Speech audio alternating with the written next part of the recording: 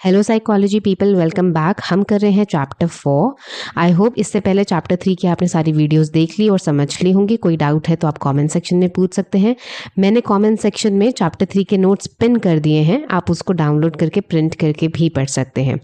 और इस चैप्टर के नोट्स आपको मिल जाएंगे चैप्टर की लास्ट वीडियो में। Okay, let's start with the classification of psychological disorders. Now classification का मतलब क्या होता है? Classification का मतलब होता है categorization.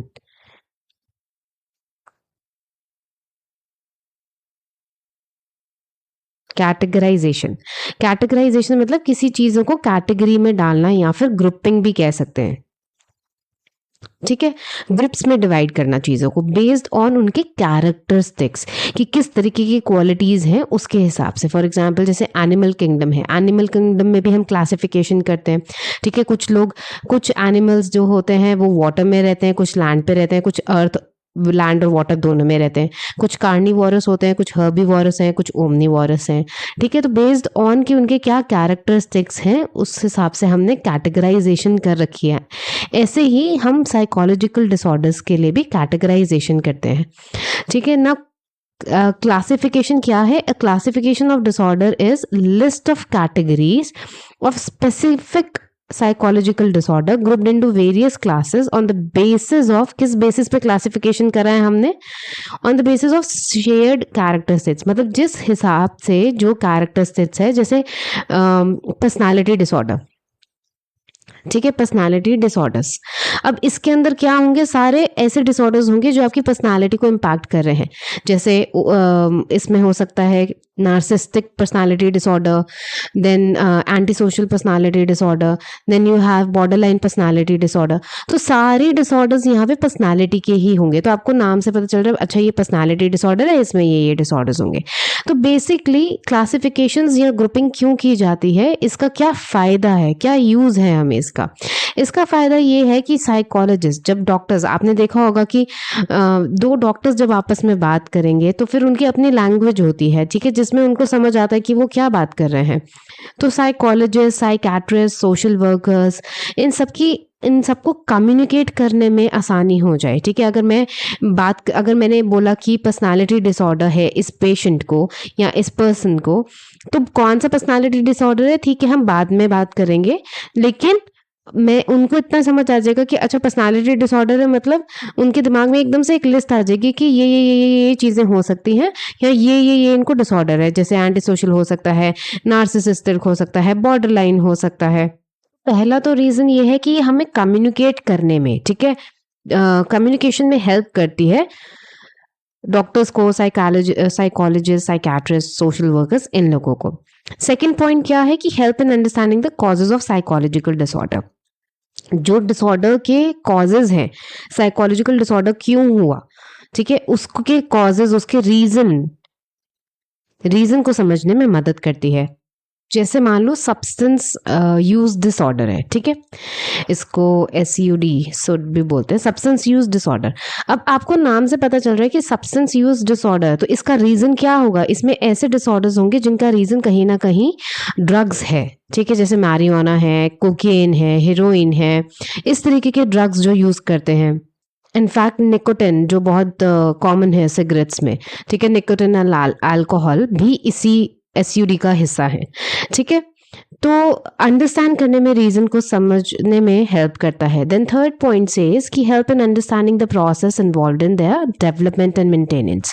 क्या चीज़ है जो जिसकी वजह से ये डेवलप हुआ है, ठीक है, इनकी डेवलपमेंट कैसे हो रही है और किस वजह से ये डिसऑर्डर मेंटेन है, मतलब कि डिसऑर्डर अपनी जगह पे मेंटेन्ड है, उससे वर्स, बद से बदतर कंडीशन होती जा रही है, या फिर मेंटेन किए हुए है अपने पोजीशन को, ये डिसऑर्डर खत्म नहीं हो रहा है। तो ये चीज़ें, ये 3 points, communication, causes and development and maintenance, ये 3 पॉइंट समझने के लिए क्लासिफिकेशन ज़रूरी है। ठीक है, देन आता है आपका क्लासिफिकेशन 2 कैटेगरीज में। नंबर 1 है APA, अमेरिकन साइकेट्रिक एसोसिएशन, जिन्होंने अपनी एक बुक निकाली जिसको बोलते हैं DSM, diagnostic and statistical manual of mental disorders. ठीक है, उन्होंने अपने हिसाब से क्लासिफाई करा, मेनली यूरोप में ठीक है, यूरोपियन कंट्रीज में जो है यही चलते हैं। देन आता है आपका इंडिया में अगर देखा जाए तो वर्ल्ड हेल्थ ऑर्गेनाइजेशन है। तो डीएसएम क्या है? डीएसएम बेसिकली एक मैनुअल है, ठीक है, एक रेफरेंस बुक है, ठीक है, इसको आप ऐसे बोल सकते हैं कि ये एक रेफरेंस बुक है, ठीक है, रेफरेंस बुक है। क्या करने के लिए, क्या रेफर करने के लिए कि डायग्नोस्टिक क्राइटेरिया क्या है, क्या क्या सिम्टम्स है, कैसे डायग्नोस करना है, वो सब इसमें लिखा हुआ है, ठीक है, कि क्या क्या सिम्टम्स आपको दिखेंगे और कैसे आप इस नतीजे पे पहुंचेंगे कि इनको पर्सनालिटी डिसऑर्डर है और कौन सा पर्सनालिटी डिसऑर्डर है। ऐसे ही हमारे यहाँ पे WHO जो वर्ल्ड हेल्थ ऑर्गेनाइजेशन है, उन्होंने इंटरनेशनल क्लासिफिकेशन ऑफ डिसीज, जिसको classification of behaviour and mental disorder के नाम से भी जाना जाता है, वो बुक दी है। नाउ अभी आपकी बुक में मेंशन ICD-10 है, बट एज अभी जो फंक्शनल है वो ICD-11 है, 11th एडिशन। बेसिकली 11 का मतलब है 11th एडिशन, 10 का मतलब है 10th एडिशन। तो अभी करंटली 11th एडिशन यूज हो रहा है, और DSM-5 में तो DSM-5 5th एडिशन ही यूज हो रहा है अभी, ठीक है। तो ये दो बुक्स हैं क्लासिफिकेशन की। इंडिया में ज़्यादातर हम ये वाली बुक प्रेफर करते हैं, ICD के हिसाब से चलते हैं। अगर आप मेंटल हेल्थ प्रोफेशनल से बात करेंगे, या इंडिया में कभी आप किसी हॉस्पिटल में इंटर्नशिप करें आगे चल के, 12th के बाद अब बैचलर्स वगैरह में, तो आपको पता चलेगा कि ICD को ही रेफर किया जाता है। देन कम्स DSM-5 के बारे में।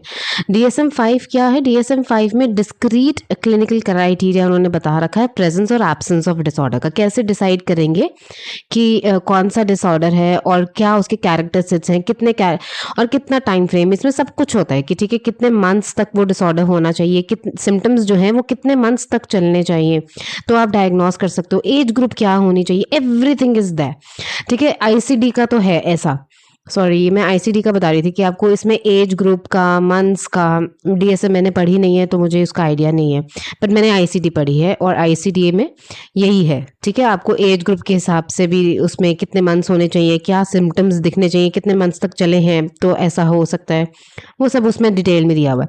तो फॉर ईच डिसऑर्डर, मतलब हर एक डिसऑर्डर के लिए आपको डिस्क्रिप्शन मिलेगी, उनके मेन क्लिनिकल फीचर्स क्या हैं, या फिर आप कह सकते हैं सिम्टम्स क्या हैं, अदर एसोसिएटेड फीचर्स। कई बार क्या होता है, ओवरलैपिंग फीचर्स होता है, आप कंफ्यूज हो जाते हैं, अरे ये फीचर्स तो इसमें भी दिए हुए हैं, ये सारे सिम्टम्स इसमें भी दिए हुए हैं, कैसे डिस्टिंग्विश करेंगे। तो अगर कोई ओवरलैपिंग फीचर्स है उसका जिक्र भी है ICD में। एंड देन डायग्नोस्टिक गाइडलाइंस, मतलब किस तरीके से आपको डायग्नोसिस करना है, डायग्नोसिस के नतीजे पे पहुंचना है कि इनको कौन सा डिसऑर्डर्स है, वो डायग्नोस्टिक गाइडलाइंस भी ICD-10 में दी हुई है। आई होप यहाँ तक आपको क्लियर है। अगर कोई भी आपको डाउट है अपने कमेंट्स सेक्शन में मुझसे पूछ सकते हैं। Do give me a thumbs up अगर आपको यहाँ तक समझ आया है। मेरी हर एक वीडियोस में PPTs बनाने में lot of effort goes in, so your appreciation you can show, your love you can show by commenting, by liking my videos, if अगर आपको ये यूजफुल लग रहा है तो it motivates me to do much better. Next video में sorry मेरा गला थोड़ा खराब है, नेक्स्ट वीडियो में हम फैक्टर्स पढ़ेंगे अंडरलाइंग एबनॉर्मल बिहेवियर के। Till then keep learning, keep revising, bye.